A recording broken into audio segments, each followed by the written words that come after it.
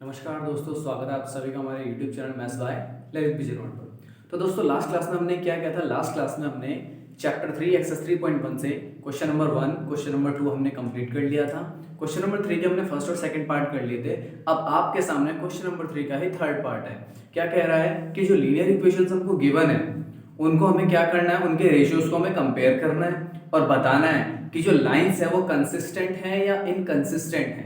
देखो, कंसिस्टेंट और inconsistent depend करता है कि लाइंस का सॉल्यूशन है या नहीं है।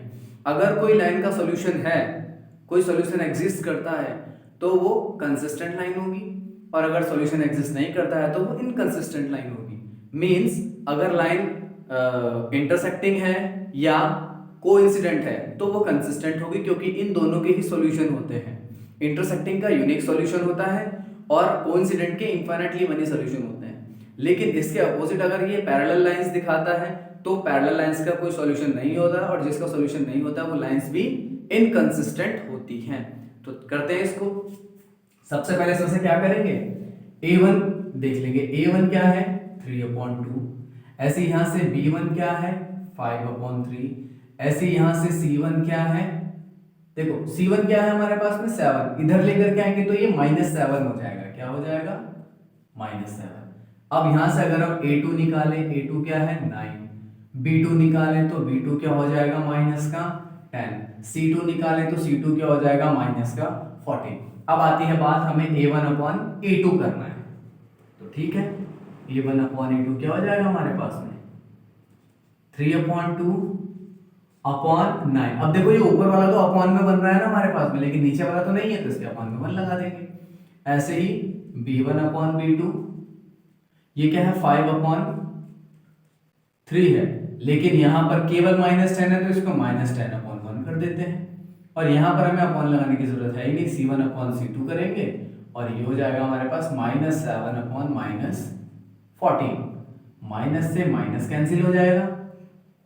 यहां पर क्या आ जाएगा? a1/a2 इज इक्वल्स टू, ये कर देंगे 3/2 और ये हो जाएगा 1/9। और b1/b2 क्या हो जाएगा?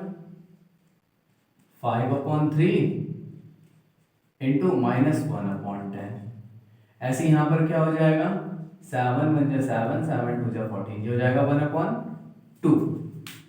सॉरी, ये c1/c2 है, तो c1/c2 हो जाएगा 1/2।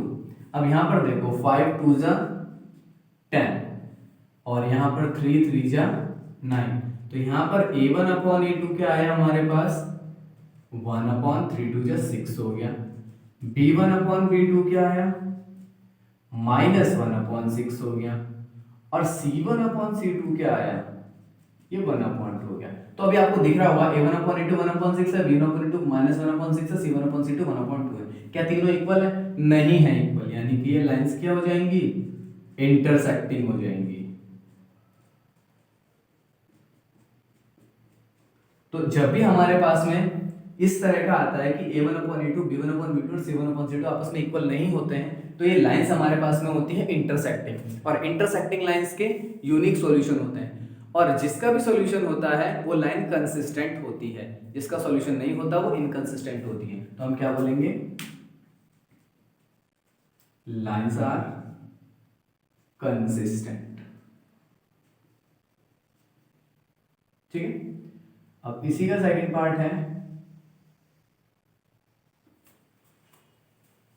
सेकेंड पार्ट में लिखा हुआ है 5x - 3y is equals to 11। मतलब इसका फोर्थ पार्ट है 5x - 3y is equals to 11, और इसी का सेकेंड पार्ट है -10x + 6y - 22। -10x + 6y is equals to -22। तो ठीक है, इसको सॉल्व करते हैं। यहाँ से a1 b1 c1 लिख लेते हैं। देखो a1/a2 निकालना है ना हमको, सीधा a1/a2 निकालते हैं। a1 क्या हुआ इसका? x के साथ में जो कोएफिशिएंट होगा, और a2 क्या होगा? जो इस वाले x के साथ में कोएफिशिएंट होगा, -10।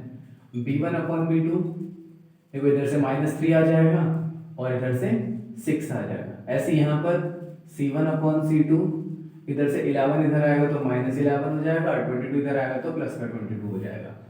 5 1 5, 5 2 10, 3 1 3, 3 2 6, 11 म्हणजे 11, 11 2 जा 22। देखो a1 अपॉन a2 क्या आया हमारे पास, -1 अपॉन 2, क्योंकि माइनस b है। b1 अपॉन b2 क्या आया हमारे पास में, -1 अपॉन 2, और c1 अपॉन c2 भी क्या आया हमारे पास में, -1 अपॉन 2, यानी कि तीनों के तीनों इक्वल है। तो हम लिखेंगे a1 upon a2 is equals to b1 upon b2 is equals to c1 upon c2, इक्वल हो गए। तो जब ये इक्वल होते हैं तो लाइंस क्या होती है, पैरेलल होती है, और पैरेलल का सॉल्यूशन होता है, और जिसका सॉल्यूशन होता है वो कंसिस्टेंट लाइन होती है। तो हम लिखेंगे so the lines are consistent.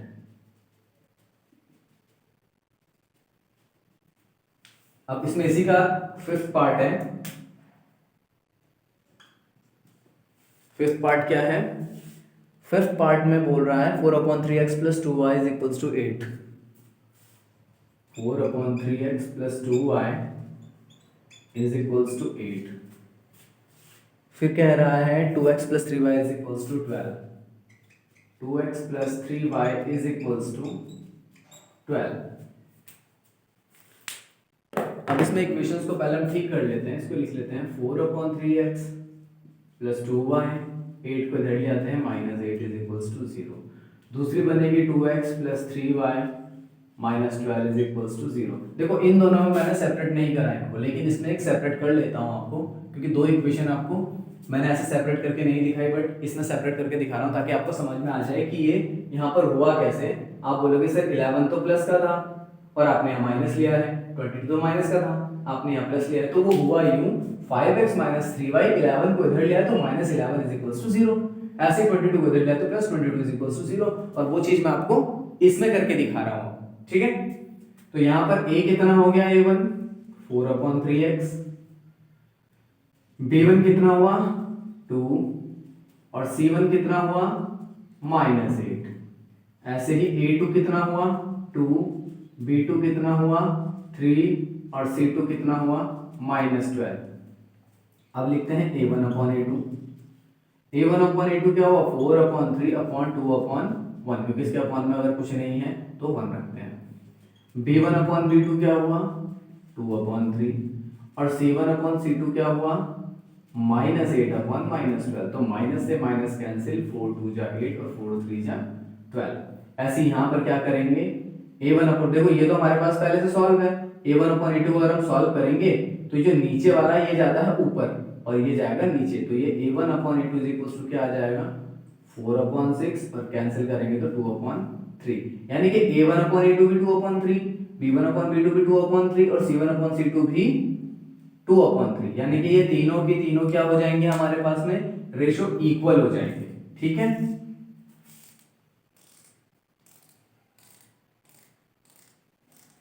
ठीक है, इसको रफ करते हैं जरा।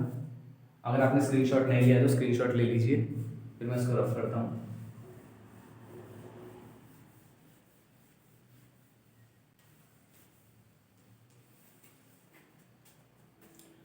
तो ये क्या हो जाएगा यहाँ पर,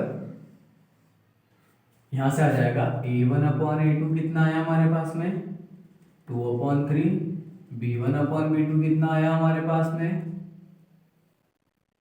2/3, और c1 अपॉन c2 कितना आया हमारे पास में, ये भी आया 2/3। तो जब तीनों रेशियो हमारे पास में इक्वल होते हैं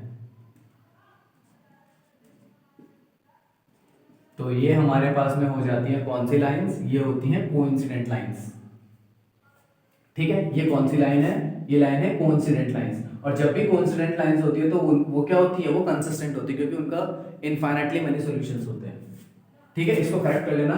ये जो इक्वेशन है, जब भी हमारे पास में रेशियो आता है इनका, जिनका ratio a1 upon a2, b1 upon b2, c1 upon c2 तीनों के तीनों इक्वल होते हैं, वो लाइंस होती हैं पैरेलल लाइंस। और पैरेलल लाइंस सॉरी पैरेलल नहीं होती है, ये होती है कोइंसिडेंट लाइंस। और कोइंसिडेंट लाइंस के क्या होते हैं, इनफाइनाइटली मेनी सॉल्यूशंस होते हैं, मतलब सॉल्यूशन तो होते हैं ना, और जिनके सॉल्यूशन होते हैं वो लाइंस कंसिस्टेंट होती है। ऐसे ही यहां पर बोलेंगे ये भी लाइंस क्या है, ये कोइंसिडेंट लाइंस है, तो हम बोलेंगे सो the lines are consistent। Lines क्या है, कंसिस्टेंट लाइंस है।